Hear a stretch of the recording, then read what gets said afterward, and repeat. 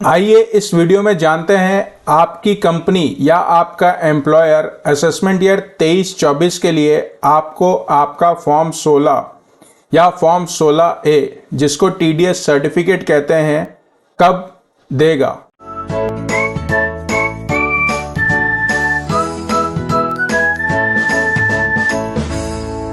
जो लोग जॉब में हैं उनको फॉर्म 16 और जो लोग नौकरी नहीं करते हैं पर उनका TDS कटता है तो उनको फॉर्म 16A TDS काटने वाला प्रोवाइड करता है। असेसमेंट ईयर 23-24 के लिए रिटर्न फाइलिंग चालू हो गई है, तो आपको कब अपना इनकम टैक्स रिटर्न फाइल करना चाहिए।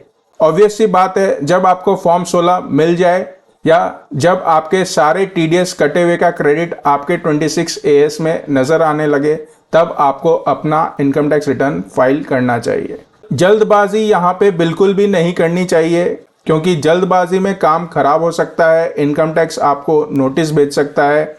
इसीलिए फॉर्म 16 का वेट करना चाहिए, फॉर्म 16A का वेट करना चाहिए, और जब आप श्योर हो जाएं कि सब कुछ सही है तभी आपको आगे बढ़कर अपना ITR फाइल समय रहते करना चाहिए।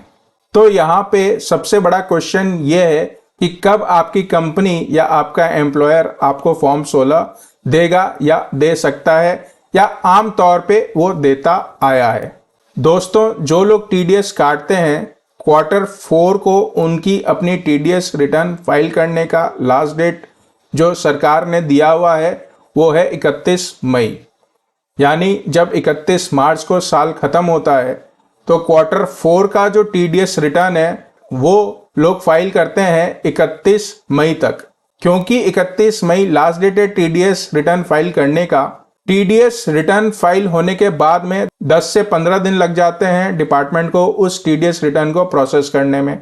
उसके बाद में कंपनियां ट्रेसेस की वेबसाइट से आपका फॉर्म 16 या फॉर्म 16A डाउनलोड करते हैं। ये डाउनलोड होने के बाद में ही आपका एम्प्लॉयर आपको फॉर्म 16 या 16A दे सकता है। कुछ कंपनियां अपनी TDS रिटर्न 4th क्वार्टर की जल्दी फाइल कर देती हैं, पर क्योंकि लास्ट डेट 31 मई है तो ज़्यादातर ऑन एन एवरेज बहुत सारी कंपनियां लास्ट डेट के आसपास ही अपना TDS रिटर्न फाइल करती हैं।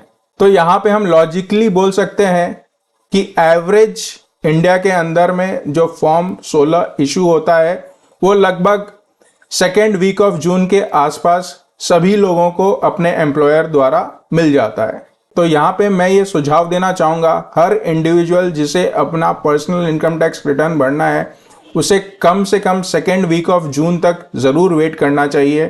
हड़बड़ाना बिल्कुल भी नहीं चाहिए, और जब फॉर्म 16 या 16A की डिटेल्स रिफ्लेक्ट होने लगे, आपके हाथ में आ जाए, उसके बाद ही सारी डिटेल्स को एक जगह इकट्ठा करके एक्यूमुलेट करके आपको अपना ITR फाइल करना चाहिए। जब तक आपको फॉर्म 16 या 16A नहीं मिलता है, आप एक रफ होमवर्क टाइप कुछ कर सकते हैं, जैसे कि हो सकता है सैलरी के अलावा आपको सेविंग्स बैंक पे कुछ ब्याज मिला हो, या आपकी कुछ FD हो उस पर आपको ब्याज मिला हो, या आपने कोई कैपिटल गेन से रिलेटेड ट्रांजैक्शन किया हो, शेयर्स में डील करते हो, डिविडेंड मिला हो। तो इस तरह के इनकम डिटेल्स को आप अपने बैंक अकाउंट से निकाल कर एक जगह नोट कर सकते हैं, ताकि जैसे ही आपको फॉर्म 16 मिले आप अपना इनकम टैक्स रिटर्न जल्द से जल्द फाइल कर सकें। इन सारी बातों का ध्यान रखने से फायदा ये होगा आपको कि जब आप अपना ITR फाइल करेंगे तो आपका ITR सही तरीके से फाइल होगा, उसमें एरर होने की गुंजाइश कम से कम हो जाएंगी, और अगर आपको रिफंड मिलना है तो टाइमली आपको रिफंड आ जाएगा, और अगर आपको टैक्स पे करना है तो टाइमली आप टैक्स पे करके अपना इंटरेस्ट भी बचा पाएंगे। इसके अलावा दोस्तों, अगर आपकी कोई क्वेरी है इस टॉपिक के ऊपर में तो कमेंट सेक्शन में पोस्ट करिएगा। हम कोशिश करके जल्द से जल्द आपकी क्वेरी का समाधान देने की कोशिश करेंगे।